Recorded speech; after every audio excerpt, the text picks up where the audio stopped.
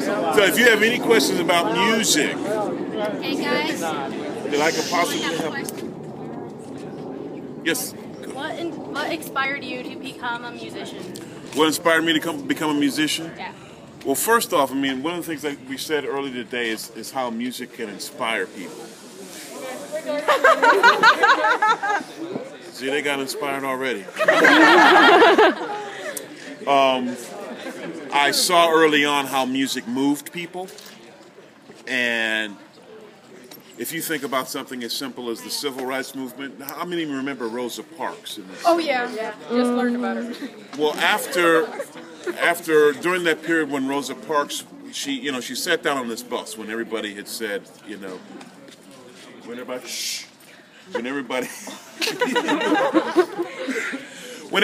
this is a woman who simply wanted to sit. In fact, they asked her before, they said, why did you do it? And she said, because I paid the same fare as the guy before me. So it's a tremendous statement by a woman. And by the way, she did it nonviolently. When Rosa Parks walked on that bus, she didn't have a gun in her purse.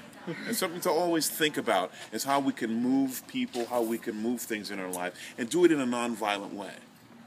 And nonviolence is really cool because what people see, and during that period of time, what people see on TV is they see people being squirted with hoses, seeing dogs attacking people during that period of time, if you've watched those movies. And it's just people's perceptions like, well, I don't believe that they should be doing that to those people.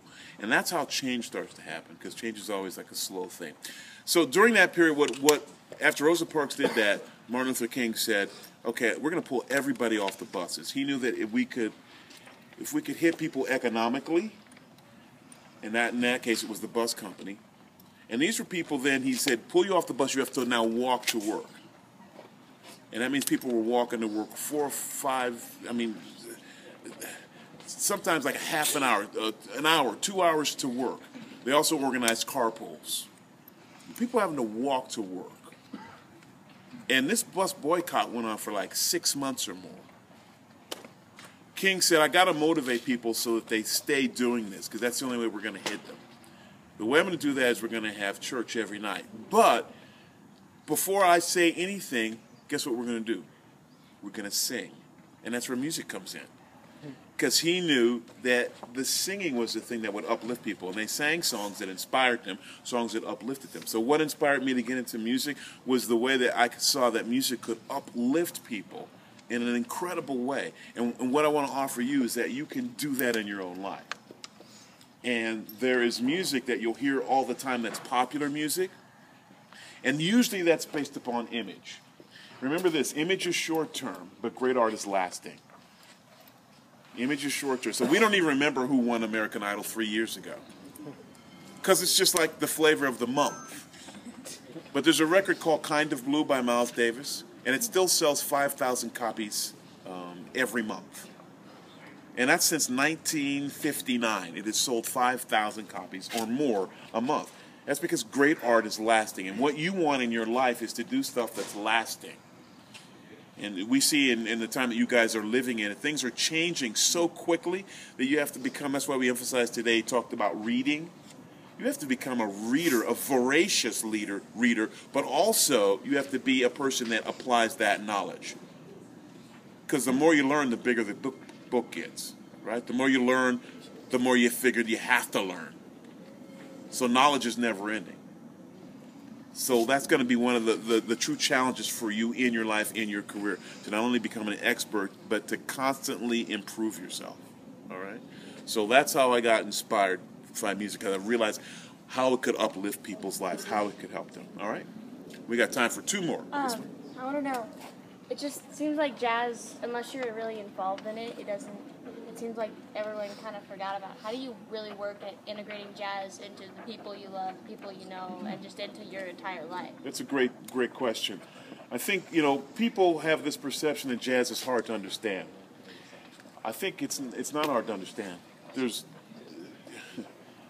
They once asked Fats Waller, the great piano player, said, what is jazz? He said, if you have to ask, you'll never know. And so what that really means is that get and find some music, some jazz, and listen to people. There were some trumpet players, I asked them, I said, who's your favorite trumpet player? And they said, Maynard Ferguson, and he's great. And I'm like, who else? And they drew a blank. So I gave them a list. Are those people still here? I guess, where's that poster?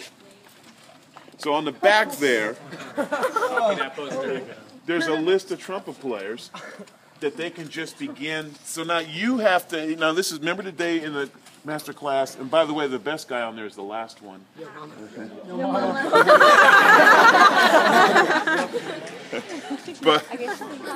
But what you've got to do, remember today we talked about attentive listening?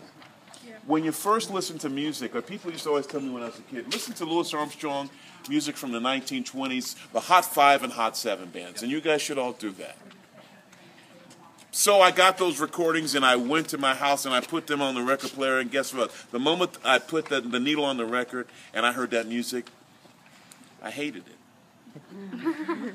Louis sounded like he had a sock in his horn. All I heard was like all this crackly stuff. And what I learned is that music from the 1920s sounds like music from the 1920s. But it still had incredible value. I had to go beyond that. And for a lot of you, the sound, the fidelity of the music hooks you. Like the sound, you can't get because it sounds old and you're used to a newer sort of sound, real clean. And by the way, you can manipulate anything on a recording to make somebody sound more in tune. You want to see the true test is? You know who she was sneezing at? At you. So.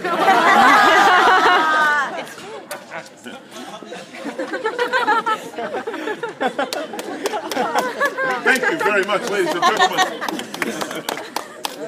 Now I forgot where I was at. You were, what really gets you about recording and tuning. So you can manipulate a recording. So the true test of an artist is to hear them live, and if they're in tune, then so don't go from what you hear. So now, what was the original question? How can you work jazz into your life? Okay, so first thing is rhythmically. The emphasis in jazz is on beats 2 and 4. You should be able to pat your foot, right? So if you listen to Louis Armstrong,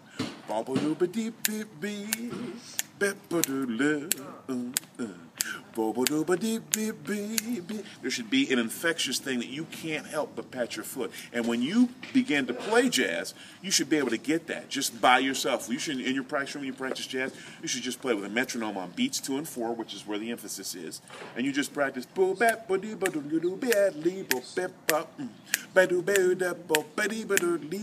just 2 and 4. So when you're trying to help your friends, get them involved in music, play them Louis Armstrong. Play them Thelonious Monk. Play them Dizzy Gillespie. Play them Chet Baker. Oh, yeah. Play them Ella Fitzgerald. Just beautiful vocals. And play them something pretty. If you're a guy, you're trying to date a girl, learn an old song. Go up to the girl, say, east of the sun and west of the moon, we'll build a dream house of love, dear. Near to the sun in the day, near to the moon at night. We'll live in a lovely way, dear, living on love in pale moonlight, just you and I, forever and a day. Love will not die, we'll keep it that way. Up among the stars we'll find a harmony of life to a lovely tune. East of the sun and west of the moon, dear. East of the sun and west of the moon. If you sing that to a girl, and you tell her, and you say, baby, I wrote that for you last night. Well, you got to make a story interesting, you know. You have to. So learn, if you're trying to expose your friends to some jazz, play them a great vocal with Ella Fitzgerald, with Sarah Vaughan, with Peggy Lee, right? And just remember this. Don't consider any music old. If you haven't heard it, and this is key, if you haven't heard it, it's new to you. Do you get it? Yeah. Like, and if you've never heard Chet Baker, then that's totally new music, and there's a whole thing of it for you to explore. All right, last question, and we got to go eat. What made you want to mimic, in a way, Louis Armstrong? Well, I mean, to me, the sound of his trumpet, number one, was so infectious. And that's when you learn the power of a single instrument what you want to work on and what we all want to work on is just even the sound of us. That's why I want you guys to listen to great music and imprint the sounds of those musicians on the fertile software that is your brain. So walk around 24 hours a day and put good music in your brain. The computer people have a saying, they say GIGO, garbage in, garbage out. But it also means good in, good out. And what you want to put on your brain is only good stuff. So walk around and you've got the greatest musicians in the world playing in your ear. And you're just imprinting. It's like you're putting that software on your brain. But you've got to get that to where you understand the concept of how these guys sound. So I got inspired by Louis Armstrong because his sound, the core of his sound was so rich, was so deep. It had in it the sound of New Orleans, the New Orleans brass bands like the Eagle and the Olympia brass bands. It had the sound of gospel music in there. It had the sound of classical music in there. It had the sound of all the New Orleans musicians that preceded him, men like Buddy Bolden, Bunk Johnson, Freddie Keppard, and so many others. So I heard in there, like, it was so deep, the sound. And so I began listening to his solos, began playing his solos with him. That's the whole modeling thing that we talked about today, where you guys need to play other people's jazz solos and play it with them. And if you do that stuff, then you ascend to that next level. But let me just leave you with this. This stuff is hard. And there's going to be periods, if you want to be a musician or whatever you decide that you want to do, that it gets tough. But you just have to persist through that thing. If you get something in your head, like somebody came up to the table and they say, well, I think I want to be a musician, but somebody told me that I should probably just be a teacher. Don't let anybody step on your dreams. First thing you've got to do, if you want to be a performer, find somebody who's a performer. If you want to be a performer that makes a lot of money, find a performer that makes a lot of money and do what they do. But don't get advice from somebody that failed at what you want to do. Do you get that? Yeah. Because they're going to always dissuade you from that. Oh, it's not possible. No, it's not possible for you. I'm doing it. Don't let anybody step on your dreams. But it'll be hard. But just remember, it's easy to fight when everything's right and you're mad with the thrill and the glory. It's easy to cheer when victory's near and wallow in fields that are gory. But it's a different song when everything's wrong and you're feeling infernally mortal, when it's 10 against 1 and hope that there's none. Buckle up, little soldier, and chortle. Carry on. You haven't much punch in your blow. It's looking like death, but while you a breath, carry on, my son, carry on. It's good to talk to everybody. I'm going to eat. All right?